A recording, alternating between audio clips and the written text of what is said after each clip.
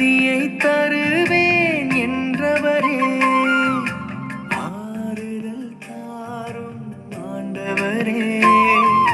நிழல் போல துன்பம் சூழ்கையிலே நீங்காத நண்பனாய் இருப்பவரே, இருளடர்ந்த பாதையில் ஒளியை தேடும் மலரென விழி மூடி அழுகிறேன், வழி காட்டுமே.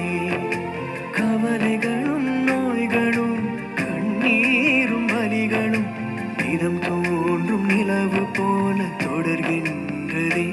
இதை மாற்றிடும் வல்ல தகப்பனே, என்னை சுமந்திடும் நல்ல ஆயனே. இயேசுவே, உம் மடியில் சாய்ந்திட வருகின்ற